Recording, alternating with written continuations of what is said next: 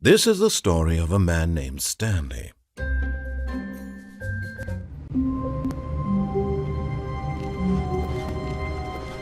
All of his co-workers were gone.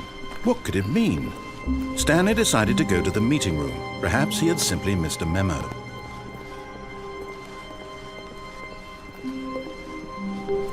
When Stanley came to a set of 2 open doors, he entered the door on his left.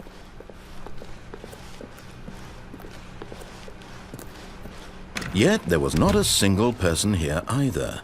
Feeling a wave of disbelief, Stanley decided to go up to his boss's office, hoping he might find an answer there. Coming to a staircase, Stanley walked upstairs to his boss's office.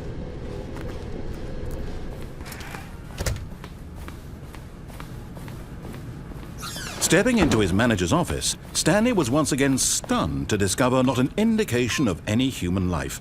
Shocked, unraveled, Stanley wondered in disbelief who orchestrated this. What dark secret was being held? Stanley was in such a rush to get through the story as quickly as possible, he didn't even have a single minute to just let the narrator talk. That kind of anxiety isn't healthy, so he relaxed for a few moments with some calming New Age music.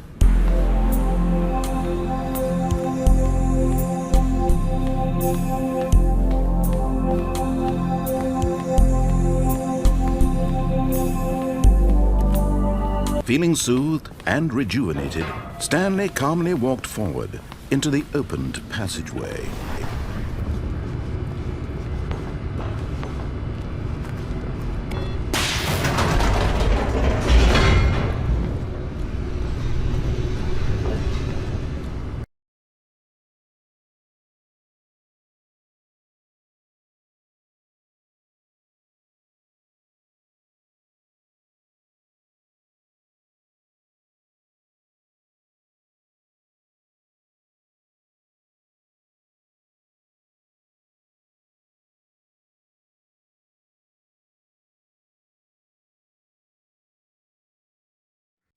Descending deeper into the building, Stanley realized he felt a bit peculiar. It was a stirring of emotion in his chest, as though he felt more free to think for himself, to question the nature of his job. Why did he feel this now, when for years it had never occurred to him? This question would not go unanswered for long. Stanley walked straight ahead through the large door that read Mind Control Facility.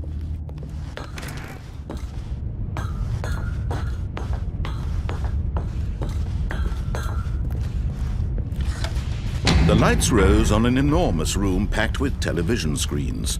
What horrible secret did this place hold? Stanley thought to himself. Did he have the strength to find out?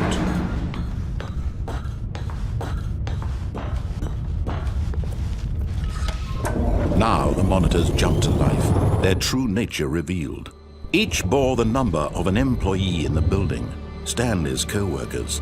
The lives of so many individuals reduced to images on a screen, and Stanley, one of them, eternally monitored in this place where freedom meant nothing.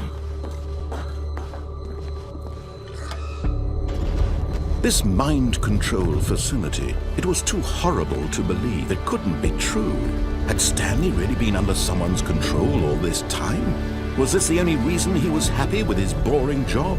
That his emotions had been manipulated to accept it blindly? No, he refused to believe it. He couldn't accept it. His own life in someone else's control? Never! It was unthinkable. Wasn't it? Was it even possible? Had he truly spent his entire life utterly blind to the world? But here was the proof, the heart of the operation. Controls labeled with emotions, happy or sad or content, walking, eating, working, all of it monitored and commanded from this very place. And as the cold reality of his past began to sink in, Stanley decided that this machinery would never again.